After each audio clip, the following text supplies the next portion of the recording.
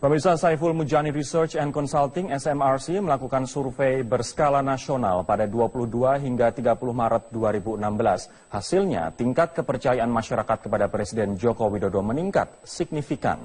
Sebanyak 72% responden atau masyarakat percaya Presiden Jokowi mampu memimpin Indonesia.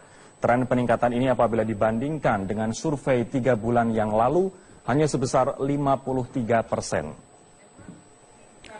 Prosentase kepercayaan masyarakat ini relatif sama jika dibandingkan saat Jokowi Yusuf Kala dilantik sebagai Presiden dan Wakil Presiden pada Oktober 2014.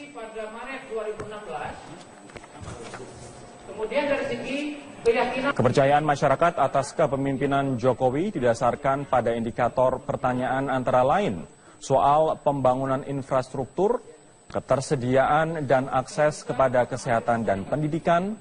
Kemudian faktor lain adalah keamanan dari ancaman terorisme serta peningkatan sektor perekonomian. Peneliti SMRC Jayadi Hanan memastikan survei ini tidak didanai oleh pihak manapun termasuk pemerintah. Survei ini dibiayai sendiri oleh SMRC.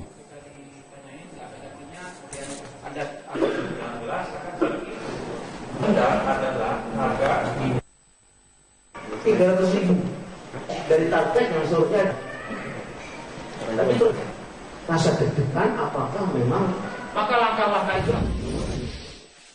Kita akan membahas hasil survei kinerja pemerintahan Jokowi JK ini bersama Direktur Eksekutif Saiful Mujani Research and Consulting (SMRC) Jayadi Hanan yang telah hadir di studio Prantam News. Mas Jayadi, selamat malam. Selamat malam. Saya akan mulai terlebih dahulu dengan keyakinan atas kemampuan Jokowi memimpin Indonesia yang mencapai 72%. Ini kalau misalnya kita lihat naik signifikan dibanding Juni 2015 yang hanya 55%. Naik 20 poin ya. 20 poin. Apa penyebab kenaikan yang sangat signifikan ini? Yaitu evaluasi positif terhadap sejumlah indikator.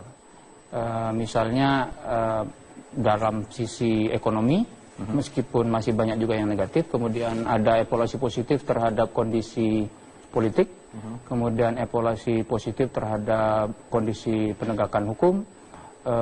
Kemudian evaluasi optimisme publik terhadap situasi ekonomi yang akan datang. Kemudian juga itu juga dipengaruhi oleh tingkat kepuasan yang saat ini sudah di angka 59% atau 60%. Salah satu penyebabnya adalah tingkat inflasi yang rendah gitu. Berarti dari 4 faktor ini, ekonomi, politik, penegakan hukum, kemudian tingkat kepuasan ini mempengaruhi keyakinan masyarakat atas kemampuan Jokowi memimpin sampai dengan 72%. Betul. Angka 72% itu kalau kita bandingkan adalah angka ketika Jokowi JK dilantik Oktober 2014. Beda sedikit, waktu itu angkanya 75%. Tetapi karena margin of error dari survei ini adalah 3,2%, itu berarti kita anggap relatif sama. Dengan demikian kita bisa mengatakan, ya ini kan kalau dibandingkan pada Oktober 2014 itu kan angkanya 75% itu ya, bukan 74.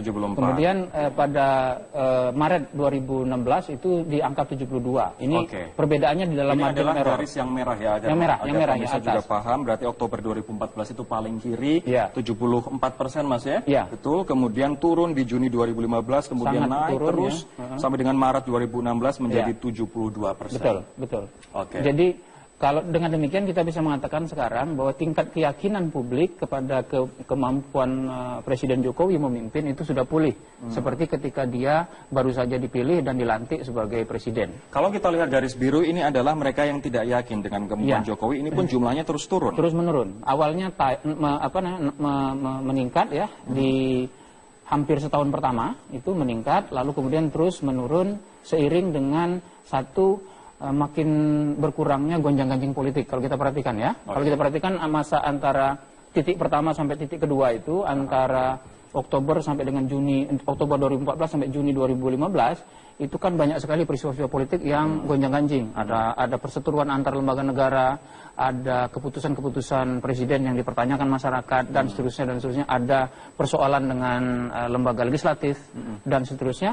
Nah itu semua antara lain menandai makin menurunnya tingkat keyakinan publik. Tetapi setelah itu kemudian terjadi semacam upaya-upaya atau langkah-langkah dari presiden untuk tidak hanya melakukan konsolidasi politik, termasuk mengumpulkan memperkuat kekuatan politiknya di parlemen atau di DPR, termasuk kemudian ditambah dengan beberapa agenda substantif yang dilakukan oleh Presiden di bidang ekonomi dan terutama pemberantasan korupsi. Ini berarti Juni 2012 masa tersulit. Masa tersulit itu, setelah gitu itu mulai membaik dan sekarang kepercayaan itu pulih ke seperti sedia kala di Oktober 2014. Apa implikasinya bagi pemerintahan Jokowi atas tingginya kepercayaan masyarakat? Implikasinya dua. Satu, bahwa Presiden sekarang punya modal yang relatif besar, dan besarnya modal itu artinya modal kepercayaan publik ya. Modalnya itu relatif sama dengan ketika dia menjadi Presiden. Ini modal bisa digunakan oleh Presiden untuk dengan lebih yakin, lebih pasti, lebih memimpin di pasca Maret 2016 ke depan. Itu modal yang besar. Tapi juga implikasinya adalah ini ada ekspektasi yang sangat besar dari publik. Ekspektasi yang besar itu berarti disertai dengan tantangan yang juga besar. Kalau misalnya Presiden gagal di masa yang akan datang, maka akan dihukum lebih berat. Ini artinya pun Presiden juga seharusnya lebih pede dalam mengambil keputusan. Lebih pede, sekaligus juga lebih mawas diri untuk melihat aspek-aspek apa yang sekarang benar-benar menjadi perhatian publik. Karena kalau kita perhatikan di situ, ada banyak aspek yang masih dinilai negatif oleh publik, terutama adalah beberapa aspek penting di ekonomi dan aspek penting dalam pemberantasan korupsi. Nah, ini sekarang grafik yang kedua, Mas Jayadi. Kalau tadi keyakinan atas kemampuan Jokowi, sekarang adalah tingkat kepuasan. Anda bisa saksikan di kelompok bar pertama yang paling kiri, ini sangat puas.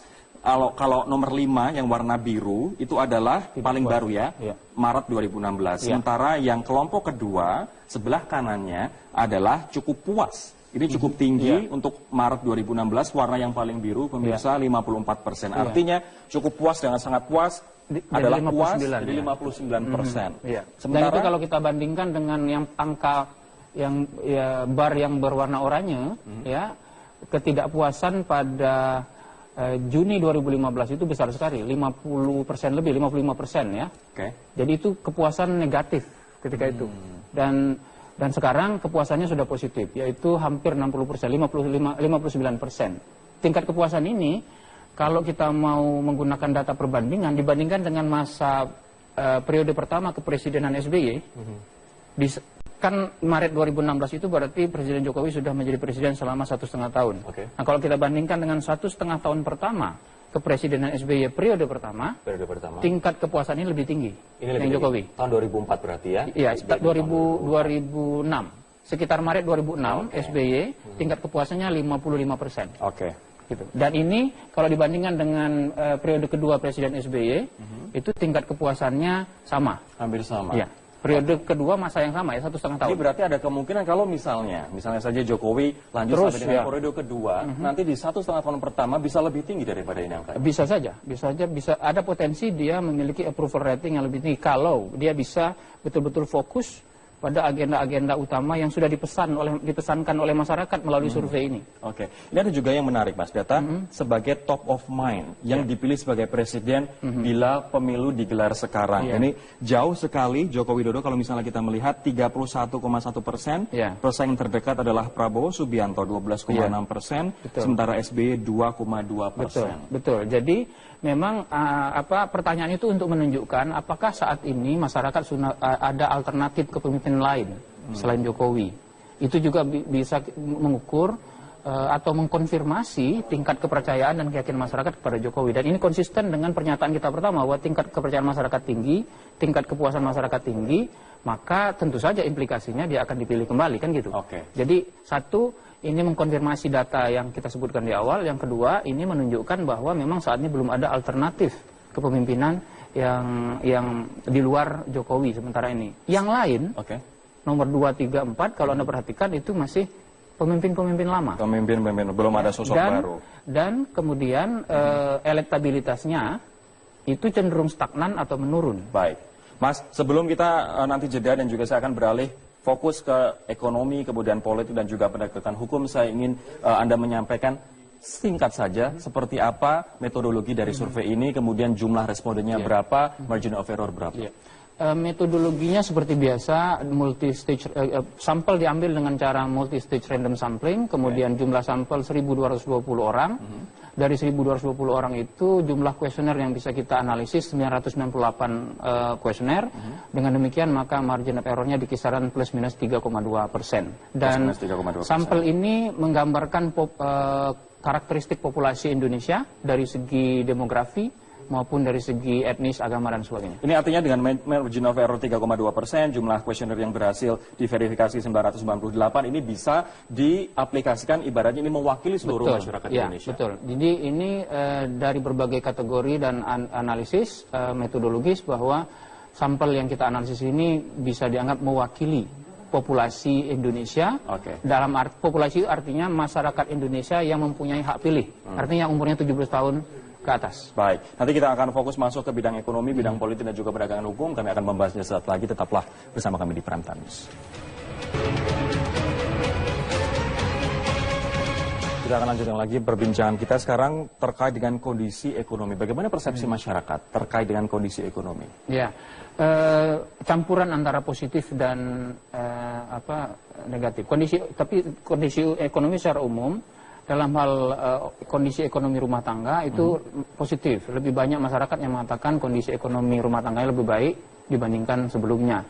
Dalam hal optimismenya, masyarakat kita optimis ya, 58 sampai 60% masyarakat optimis dengan ekonomi rumah tangganya akan lebih baik tahun depan. Gitu. Kemudian dari segi ekonomi nasional juga masih positif. Jumlah masyarakat yang mengatakan bahwa ekonomi nasional itu membaik itu lebih banyak daripada mengatakan yang memburuk gitu.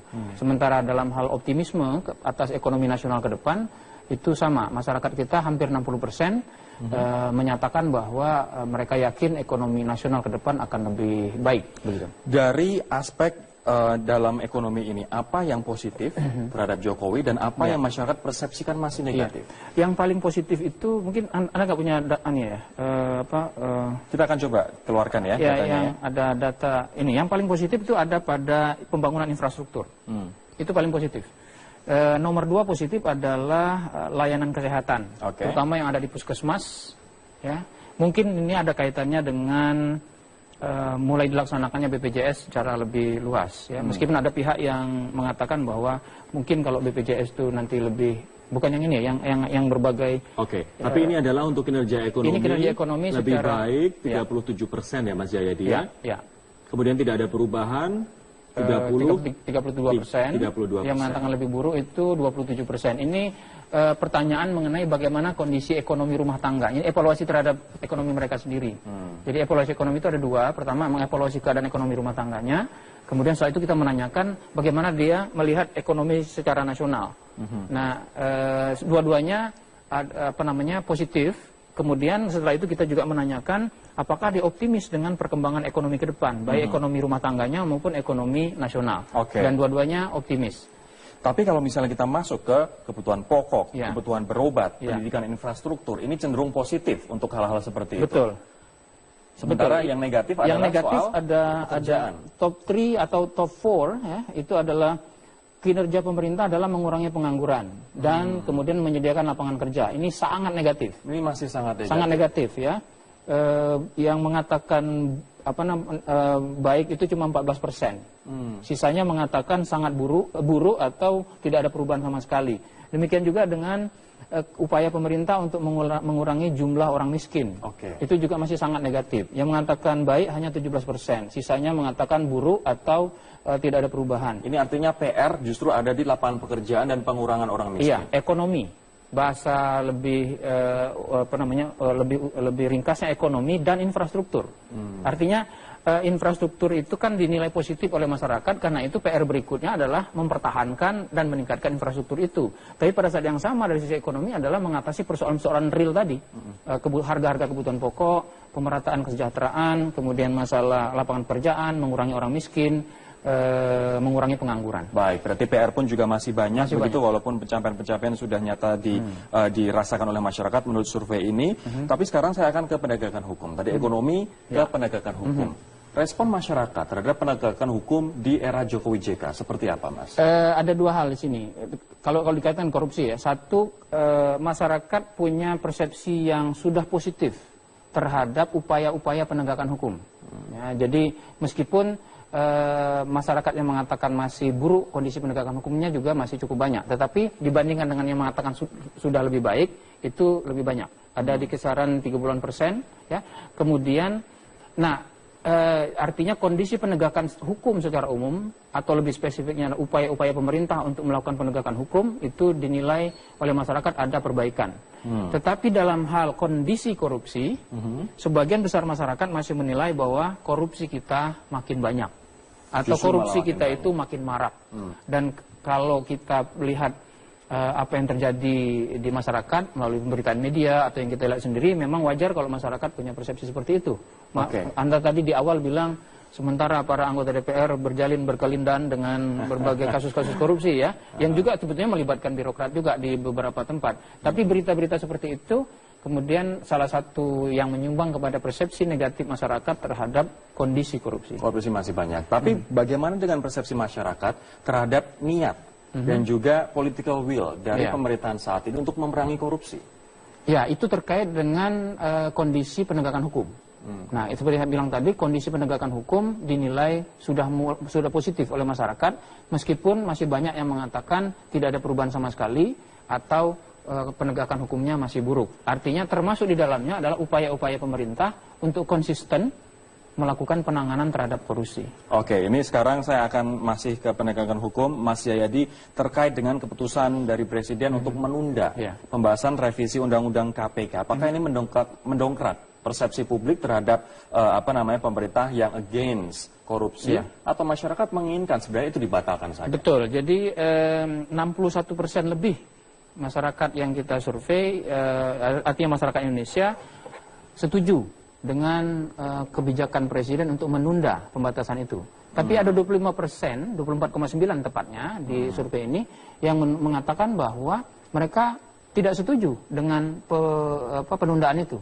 Nah, lalu kita tanyakan, kalau tidak setuju alasannya apa? Ternyata hampir 50% dari yang tidak setuju itu alasannya adalah karena mereka bukan kepingin ditunda, tapi harus ditolak. Itu artinya mereka kepingin Presiden bahkan lebih jauh, jangan hanya menunda, tapi juga menolak itu. Tapi overall kalau kita gabungkan keduanya, setuju dengan penundaan, kemudian menginginkan penolakan, itu berarti bahwa kebijakan Presiden untuk melakukan penundaan yang di dalamnya bisa saja adalah kemudian ujungnya pembatalan, itu mendapatkan dukungan dari masyarakat, yang berarti juga persepsi masyarakat terhadap itu positif. Oke, kita akan sekarang kesimpulan. Mohon teman-teman ditampilkan grafik yang terakhir, yakni kinerja pemerintah Jokowi menanggulangi berbagai masalah. Anda tadi menyampaikan, Mas Jayadi, bahwa masyarakat sangat puas. Top 3-nya adalah membangun jalan umum, membuat pelayanan kesehatan terjangkau dan obat-obatan terjangkau. Namun yang paling rendah adalah mengurangi pengangguran, ini hanya 14% yang puas, menyediakan lapangan pekerjaan, hanya 15%, kemudian mengurangi jumlah orang miskin. Ini di paling bawah nomor 3, itu hanya 17% yang merasa puas. Kesimpulannya, apa yang Anda rekomendasikan dari hasil survei ini untuk pemerintahan sekarang? Presiden sekarang diberi modal politik yang besar oleh masyarakat dengan kepercayaan publik yang tinggi dan tingkat kepuasan yang juga tinggi.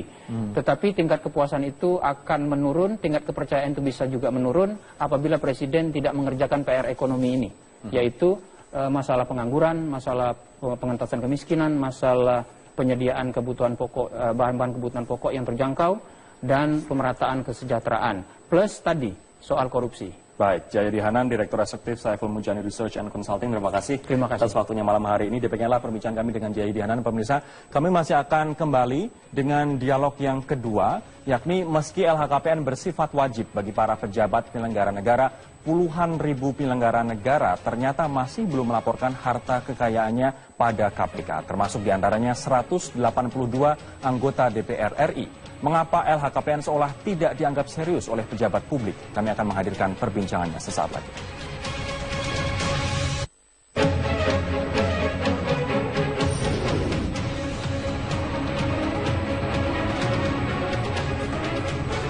Tujuh anggota DPRD DKI telah menjalani pemeriksaan sebagai saksi di KPK atas kasus dugaan suap Raperda Reklamasi Teluk Jakarta. Dan berikut adalah daftar ketujuh anggota DPRD yang telah diperiksa KPK.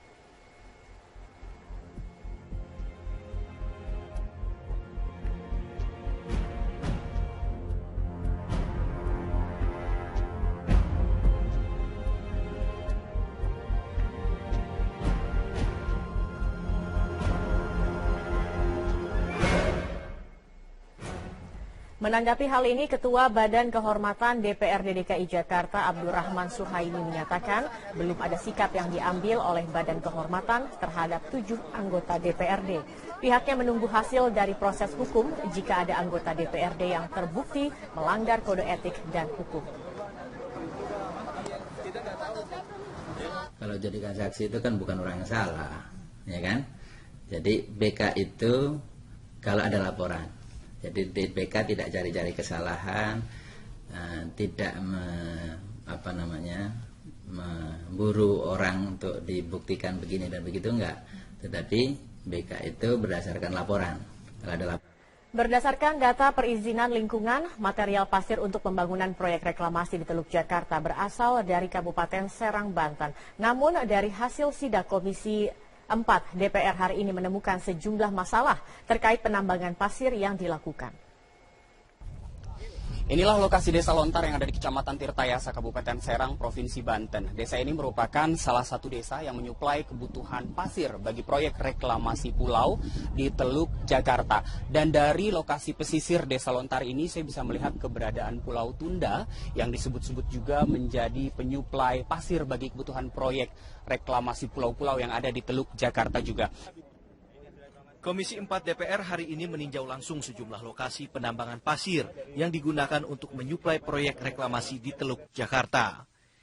Dari hasil sidak, Komisi 4 menemukan sejumlah permasalahan, di antaranya masalah perizinan yang dikeluarkan oleh pemerintah daerah.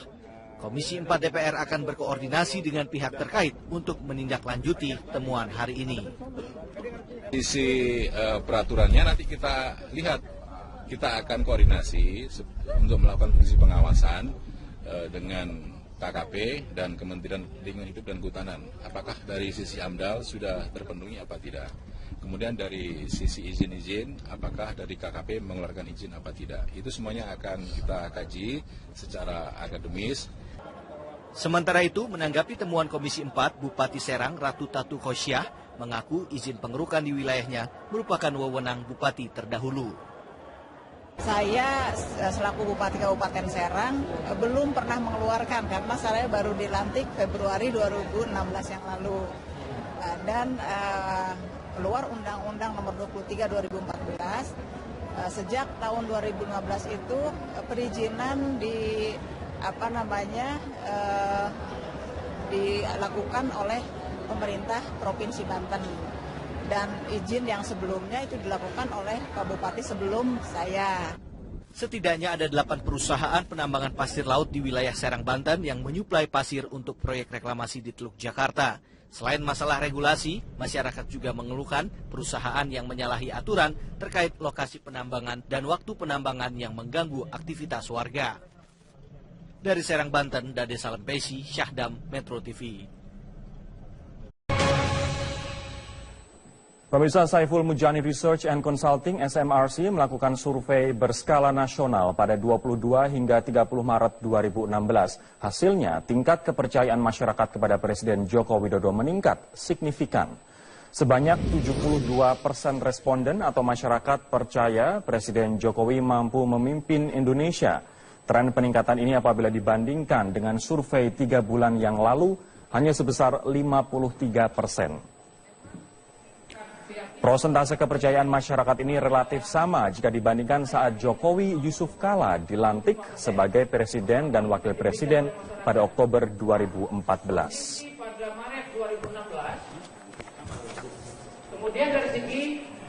Kepercayaan masyarakat atas kepemimpinan Jokowi didasarkan pada indikator pertanyaan antara lain soal pembangunan infrastruktur, ketersediaan dan akses kepada kesehatan dan pendidikan.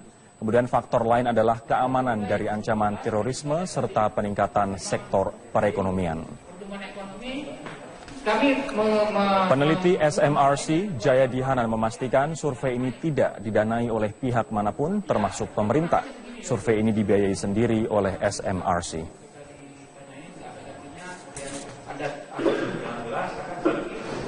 Adalah harga 300.000.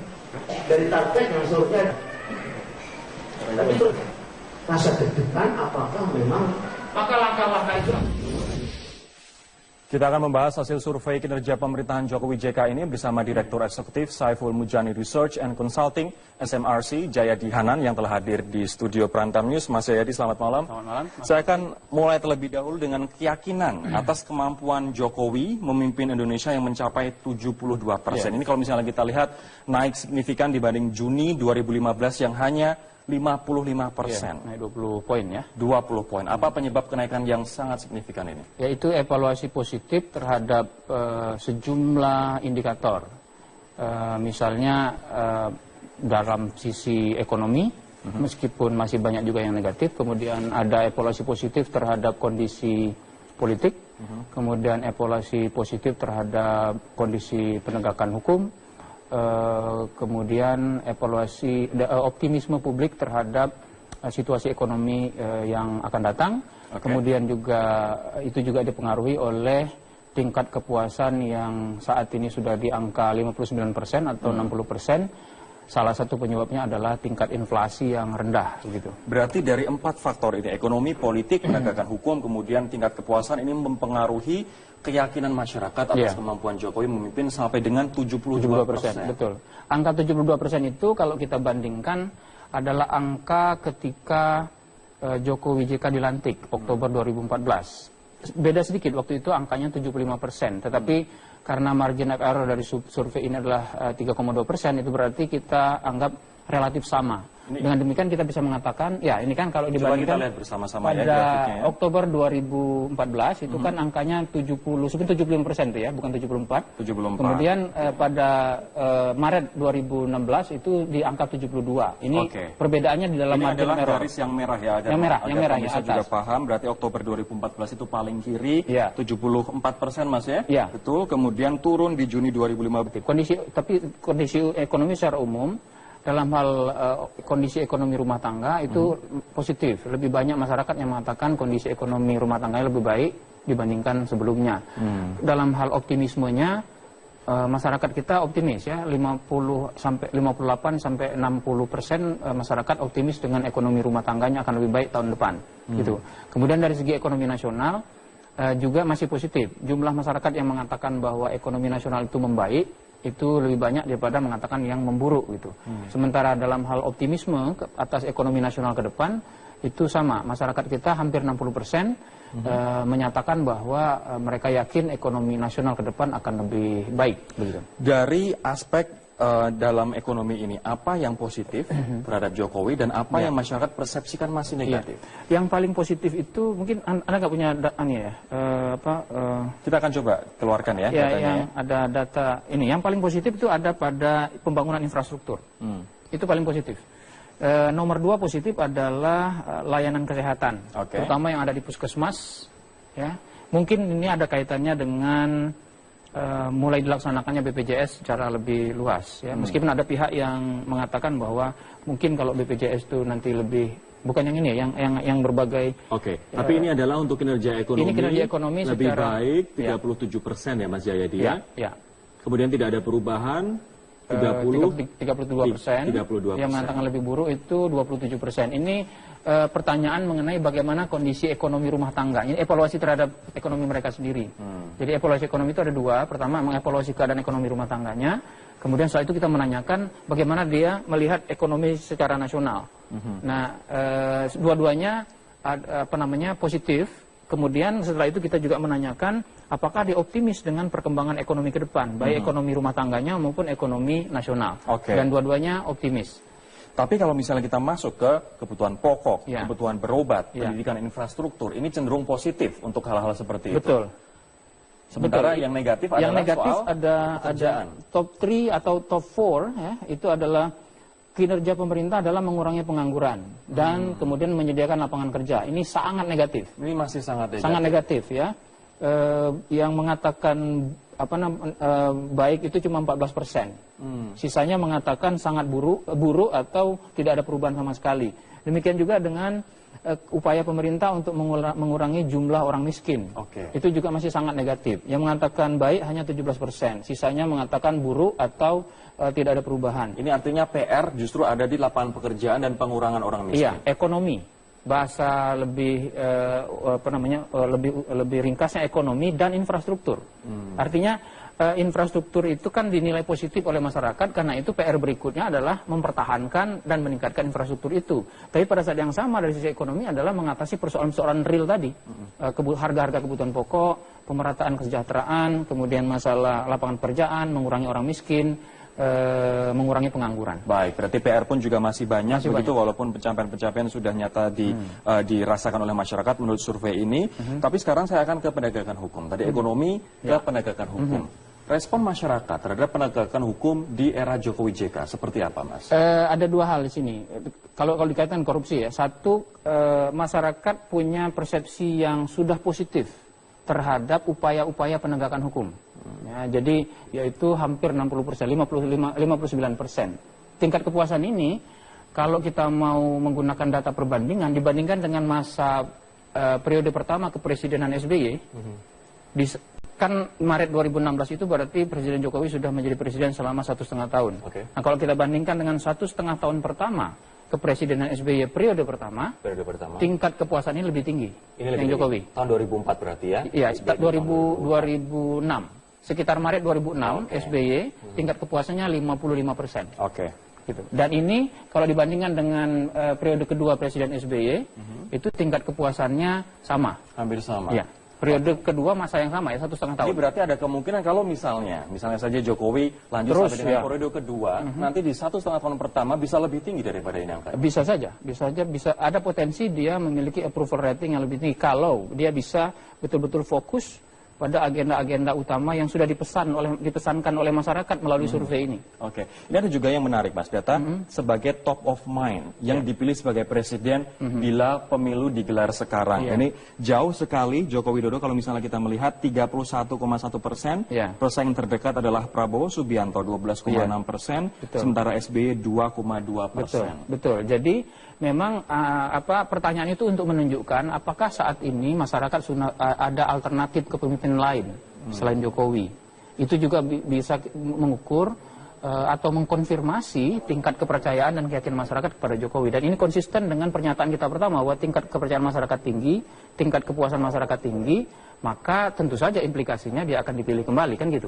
Jadi satu, ini mengkonfirmasi data yang kita sebutkan di awal. Yang kedua, ini menunjukkan bahwa memang saat ini belum ada alternatif kepemimpinan yang di luar Jokowi sementara ini. Yang lain, nomor 2, 3, 4, kalau Anda perhatikan itu masih pemimpin-pemimpin lama. Pemimpin-pemimpin, belum ada sosok baru. Dan kemudian elektabilitasnya itu cenderung stagnan atau menurun. Baik.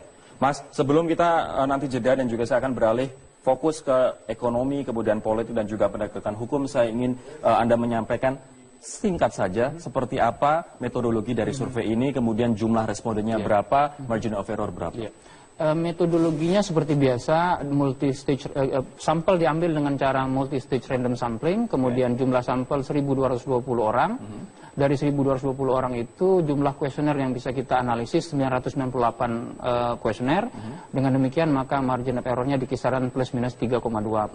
Dan sampel ini menggambarkan karakteristik populasi Indonesia dari segi demografi maupun dari segi etnis, agama, dan sebagainya. Ini artinya dengan margin of error 3,2%, jumlah kuesioner yang berhasil diverifikasi 998, ini bisa diaplikasikan, ibaratnya ini mewakili seluruh masyarakat Indonesia. Betul. Jadi ini dari berbagai kategori dan analisis metodologis bahwa sampel yang kita analisis ini bisa dianggap mewakili populasi Indonesia.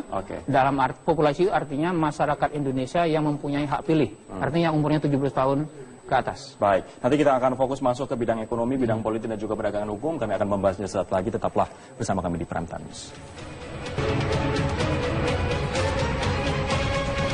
Kita akan lanjutkan lagi perbincangan kita sekarang terkait dengan kondisi ekonomi. Bagaimana persepsi masyarakat terkait dengan kondisi ekonomi? Ya, campuran antara positif dan negatif. Meskipun masyarakat yang mengatakan masih buruk kondisi penegakan hukumnya juga masih cukup banyak. Tetapi dibandingkan dengan yang mengatakan sudah lebih baik, itu lebih banyak. Ada di kisaran 30%. Ya. Kemudian, artinya kondisi penegakan hukum secara umum atau lebih spesifiknya upaya-upaya pemerintah untuk melakukan penegakan hukum itu dinilai oleh masyarakat ada perbaikan. Tetapi dalam hal kondisi korupsi, sebagian besar masyarakat masih menilai bahwa korupsi kita makin banyak atau Justru korupsi makin kita banyak. itu makin marak. Dan kalau kita lihat apa yang terjadi di masyarakat melalui pemberitaan media atau yang kita lihat sendiri, memang wajar kalau masyarakat punya persepsi seperti itu. Anda tadi di awal bilang sementara para anggota DPR berkelindan dengan berbagai kasus-kasus korupsi ya, yang juga sebetulnya melibatkan birokrat juga di beberapa tempat. Tapi berita-berita seperti itu kemudian salah satu yang menyumbang kepada persepsi negatif masyarakat terhadap kondisi korupsi. Korupsi masih banyak. Tapi bagaimana dengan persepsi masyarakat terhadap niat dan juga political will dari pemerintahan saat ini untuk memerangi korupsi? Ya, itu terkait dengan kondisi penegakan hukum. Nah, itu seperti saya bilang tadi, kondisi penegakan hukum dinilai sudah positif oleh masyarakat, meskipun masih banyak yang mengatakan tidak ada perubahan sama sekali atau penegakan hukumnya masih buruk. Artinya termasuk di dalamnya adalah upaya-upaya pemerintah untuk konsisten melakukan penanganan terhadap korupsi. Oke, ini sekarang saya akan masih ke penegakan hukum, Mas Jayadi, terkait dengan keputusan dari Presiden untuk menunda pembahasan revisi Undang-Undang KPK. Apakah ini mendongkrak persepsi publik terhadap pemerintah yang against korupsi, atau masyarakat menginginkan sebenarnya itu dibatalkan saja? Betul, jadi 61% lebih masyarakat yang kita survei, artinya masyarakat Indonesia setuju dengan kebijakan Presiden untuk menunda pembatasan itu. Tapi ada 25%, 24,9 tepatnya di survei ini, yang mengatakan bahwa mereka tidak setuju dengan penundaan itu. Nah, lalu kita tanyakan, kalau tidak setuju alasannya apa? Ternyata hampir 50% dari yang tidak setuju itu alasannya adalah karena mereka bukan kepingin ditunda, tapi harus ditolak. Itu artinya mereka kepingin Presiden bahkan lebih jauh, jangan hanya menunda, tapi juga menolak itu. Tapi overall kalau kita gabungkan keduanya, setuju dengan penundaan, kemudian menginginkan penolakan, itu berarti bahwa kebijakan Presiden untuk melakukan penundaan yang di dalamnya bisa saja adalah kemudian ujungnya pembatalan, itu mendapatkan dukungan dari masyarakat, yang berarti juga persepsi masyarakat terhadap itu positif. Oke, kita akan sekarang kesimpulan. Mohon teman-teman ditampilkan grafik yang terakhir, yakni kinerja pemerintah Jokowi menanggulangi berbagai masalah. Anda tadi menyampaikan, Mas Jayadi, bahwa masyarakat sangat puas. Top 3-nya adalah membangun jalan umum, membuat pelayanan kesehatan terjangkau dan obat-obatan terjangkau. Namun yang paling rendah adalah mengurangi pengangguran, ini hanya 14% yang puas, menyediakan lapangan pekerjaan, hanya 15%, kemudian mengurangi jumlah orang miskin. Ini di paling bawah nomor 3, itu hanya 17% yang merasa puas. Kesimpulannya, apa yang Anda rekomendasikan dari hasil survei ini untuk pemerintahan sekarang? Presiden sekarang diberi modal politik yang besar oleh masyarakat dengan kepercayaan publik yang tinggi dan tingkat kepuasan yang juga tinggi. Tetapi tingkat kepuasan itu akan menurun, tingkat kepercayaan itu bisa juga menurun apabila Presiden tidak mengerjakan PR ekonomi ini, yaitu masalah pengangguran, masalah pengentasan kemiskinan, masalah penyediaan kebutuhan kemudian sangat naik turun, terus sampai dengan Maret 2016 menjadi 72%. Betul.